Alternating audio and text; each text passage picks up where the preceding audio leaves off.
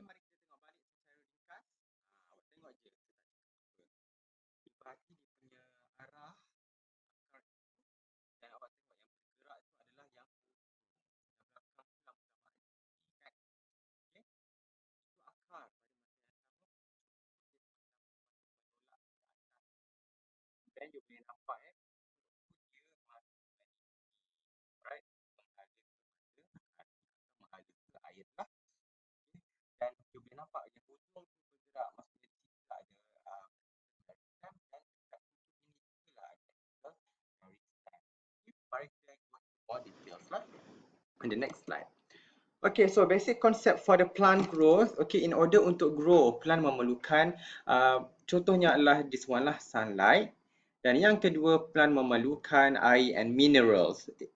Water plus minerals. Okay. Jadi, kalau sumber air itu di bawah sini, maksudnya akar itu semakin lama semakin move towards the sumber air lah. Dan plant pula makin lama memang makin tinggi sebab dia nak capture more sunlight. Okay, in order to grow, it needs to grow towards the sunlight to become taller. It also need to grow deeply in soil towards the water. Dan bila dia towards the water, grip dia pun semakin bagus. Means that dia punya cengkaman.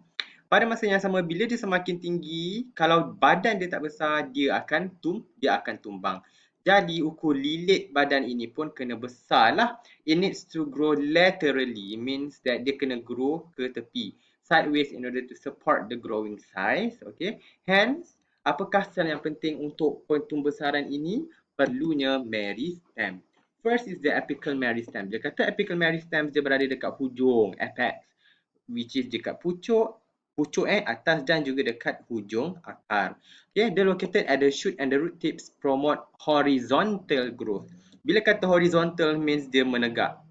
Okay, dia akan horizontal means tegak lah, grow yang ke arah menegak dekat atas dan juga semakin dalam lah, in order to grow towards the sunlight as well as to grow towards the water. Macam mana daripada, kalau you tengok gambar ni, daripada pendek macam ni, tiba-tiba dia dah tinggi macam ni. You boleh nampak kalau daripada lukisan yang saya lukis ini, okay, you boleh nampak bahawa dia punya stem cell ini memang sentiasa berada di hujung. Tetapi yang makin besar, yang makin bertambah dia punya sel adalah sel di belakang meristem ini. So macam mana dia boleh grow like this? Okay, walaupun dia dah semakin besar, you boleh nampak apical meristem tetap berada di hujung. Tetapi yang membesar itu adalah sel yang berada di belakang meristem, apical meristem, termasuklah akar. So macam manakah ia grow? So basically, apical meristem itu berada dekat hujung kan. Cuma bila dia divide, as I said, daripada satu stem cell, okay, dia akan divide kepada another stem cell, tetapi another cell tadi dia akan become differentiated cells. Dia akan become sel yang lain. Inilah selnya. Bila daripada satu meristem cell, dia akan divide kepada another meristem cell, tetapi this another cell tadi dia akan become sel yang menjadi batang pucuk. Okay. Apical meristem tetap sama, tetapi yang satu ni, yang divide ni, dia akan become sel batang pucuk. Dan bila stem cell ini divide, dia akan divide ke belakang. Maksudnya sekarang, bila tiap kali dia divide, dia akan ditolak ke hadapan lah. Bila sel ini ditinggalkan dekat belakang, sel batang pucuk ini ditinggalkan dekat belakang, dia akan menolak stem cell ini ke hadapan. That's why dia boleh jadi macam ni. Okay, meristem cell tadi dia akan tetap divide kepada another stem cell, tetapi bila dia divide kepada sel batang pucuk ini, dia akan memenuhi ruangan di belakang ini dan push the stem cells ke hadapan. That's why plant ini memang akan grow horizontally. Okay, plants become taller, and then in term of soil, in term of root, dia akan becomes longer. Kalau kita tengok gambar akar ini, bila tiap kali meristem cell akan divide, dia akan tinggalkan sel akar dekat belakang. Sel akar dekat belakang memenuhi akar ini dan push the meristem cells ke hadapan. Okay, meristem cell will always be at the front, at the apex. Tetapi bila dia become sel akar, dia akan meninggalkan sel itu dekat belakang. That's why kalau daripada video yang saya tunjuk tadi, yang bergerak adalah yang tips sahaja. Tips itu yang bergerak, as you can see, tips itu yang bergerak. Sebab bila setiap kali dia divide, dia tinggal sel kat belakang, dia akan melongkak meristem itu ke hadapan. Okay? Itu adalah apical meristem. Inilah function dia, meristematic tissue. Secara general inilah functionnya. Dia undifferentiated. Maksudnya dia tidak become another cell. Dia masih stem cells.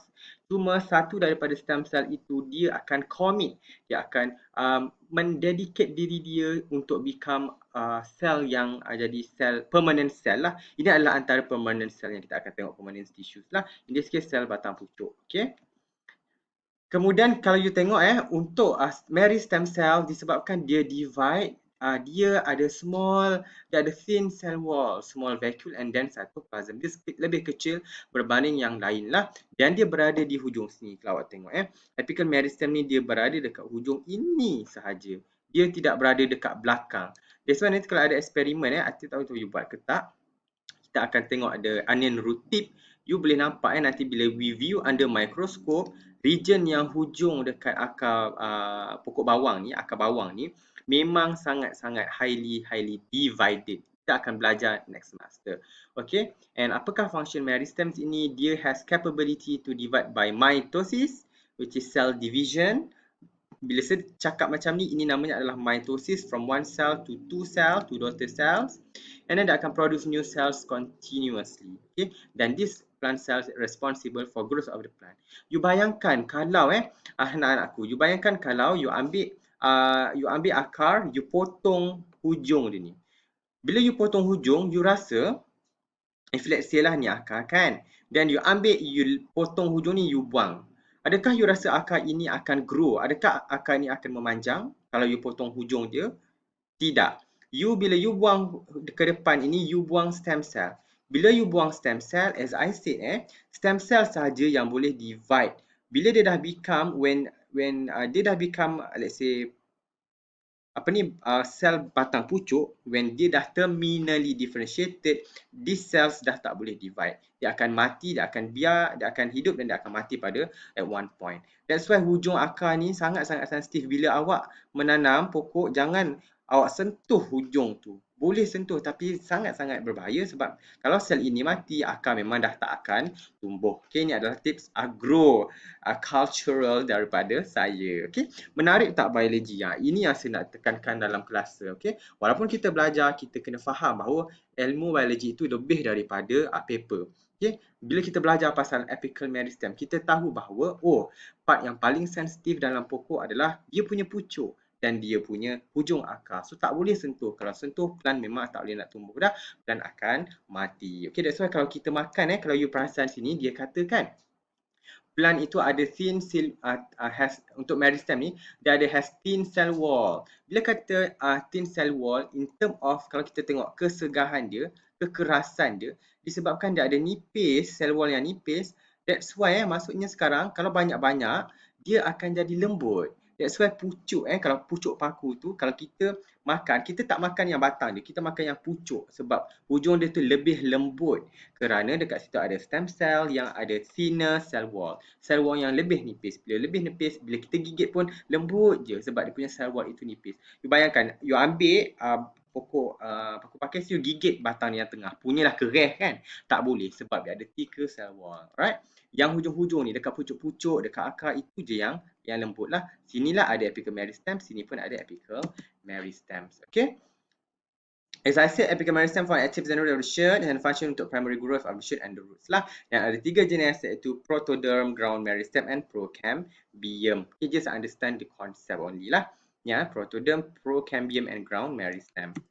Kemudian bila plant itu semakin lama semakin tinggi, as I said, bila dia grow horizontally at one point, kalau dia tidak grow ke tepi, dia akan senang nak goyang lah. You bayangkan kalau ada orang 2 meter, orang tu 2 meter tetapi dia sangat kurus. Maksudnya dia, kalau kita tolak sikit ke kanan, dia pun nak tergolek je, dia punyalah tak stable. So maksudnya untuk seseorang itu grow makin tinggi, badan dia pun kena bidang, dia kena besar sikit, barulah dia stable. Okay, kalau orang bina badan tu, dia tinggi, bila dia bina badan, automatik memang helix lah. Disebabkan dia ada pembesaran dari ke kiri dan ke kanan. Dia membesar sekali dengan dia punya ukur lilit saiz badan dia. Kalau apical meristem itu dia penting untuk the horizontal growth. Jadi untuk for the support, bila plant semakin tinggi, kalau dia tidak mengembang, dia tidak grow laterally, plant akan goyang dan jatuh. Tiup angin tu teruslah terjatuh dan sebagainya. So maksudnya kena ada perkembangan di kiri dan kanan. Dan siapakah yang berfunction dia untuk to support for the growth that supports the plant, itu adalah lateral meristem. The second meristem tissue iaitu lateral meristem. Lateral meristem dia terletak dekat tepi-tepi sini. Dekat tepi-tepi batang tu memang akan ada lateral meristem. Okay, nanti saya akan tunjuk macam mana cara dia grow lah. Function dia is to promote the increase in diameter and the girth of the plant. Maksudnya dia nak daripada let's say ukur lilit ni 500 cm. Now dia dah ukur lilit dia become 100 cm. Dengan adanya this apical meristem lah. So bila dia semakin besar, dia akan support the growth of the plant dan juga especially dia sangat-sangat penting untuk pokok yang berkayu. Contohnya pokok kencengang, pokok kayu-kayu balak itu memang dia ada lateral meristem yang sangat-sangat prominent dekat dia punya batang pokok. Jadi macam mana pokok itu boleh membesar dari segi dia punya ukur lilit? So kalau sorry, saya sedap. Daripada gambar yang telah saya berikan, lateral meristem itu memang berada dekat di tepi-tepi. Dan sama juga macam sel apical meristem, bila dia divide satu lateral meristem, dia akan become the lateral meristem. Another divided cells dia akan become cell yang permanent. In this case, let's say cell ni lah batang pokok tu. Bila dia makin lama makin divide, dia akan memenuhi, sel batang pokok itu memenuhi dia punya ruang. Jadi dia akan tolak lah this lateral meristem keluar. Jadi bila dia tolak keluar, maksudnya sekarang ukur lilit pun semakin lama semakin besar sebab untuk menampung pertambahan saiz di dalam batang pokok itu. Jadi awak boleh nampak makin lama makin banyak sel. Kemudian lateral meristem akan continuously divide, akan menambahkan the population of this batang pokok punya sel, dan bila makin lama makin banyak, dia akan push this lateral meristem keluar. Pada masa yang sama, dia akan menyebabkan batang pokok ini semakin lama semakin besar. Okay, when the stem cells divide, it leaves the differentiated cells inside. Okay, menyebabkan akan berlakunya pertambahan daripada dalam ke luar. This allows the plant to increase in its size and diameter. Hasilnya ialah plant itu semakin tinggi dan dia punya size pun akan semakin besar. Jadi sesuailah untuk support the growth of the plant. Okay, untuk lateral meristem ada dua jenis, vascular cambium dan juga short cambium. Okay, this lateral meristem dia akan become xylem and phloem. Yang ni kita akan tengok sekarang. Okay, dia akan become xylem and phloem. Xylem bawa air, phloem dia akan bawa makanan, sugar dan sebagainya. Short cambium pula dia akan become short cambium pula dia akan become kulit ni. Dia akan become kulit batang pokok tu. Okay, sangat-sangat important sebab dia akan prevent dia akan allow the plant to live in a harsh environment. Kalau batang pokok tu kan, dia tidaklah macam kalau ada beruang langgar ke, tidak adalah senang-senang patah kan. So very important for the support lah. Okay. Dan juga ini adalah perbezaan dicot and stem dicot stem and monocot stem. You boleh nampak bila kata dicot means ialah you tahulah kan monocot tu apa. Dan as I said untuk lateral meristems, vascular cambium inilah dia Okay. Dia ada banyak sangat dekat tepi-tepi sini lah. Dekat tepi-tepi sini itulah dia lateral meristem. Kemudian dia akan divide to become the vascular bundle.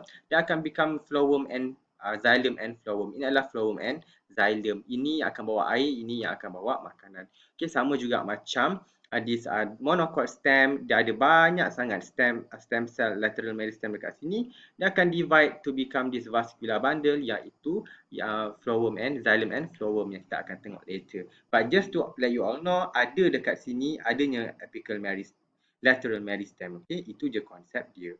Bila dia divide, dia akan memenuhi ruangan di tengah ini. Bila dia memenuhi ruangan di tengah ini, dia akan push the body, the growth outwards. That's why dia makin lama semakin besarlah dia punya diameter. Okay, ini adalah gambar yang telah diberikan. Okay. Kemudian in the next lecture kita dah cover the meristem tissue. In the next part of our lecture we wanna look macam mana daripada meristem tissue tadi dia akan become permanent tissues. Right? Tadi kita dah talk sikit pasal vascular bundle, which is this one lah, vascular tissue. Okay, daripada lateral meristem dia become vascular tissue, xylem and phloem. In the next part of our lecture lah. Okay, kita dah cover this one. Next video tengok permanent tissues pula.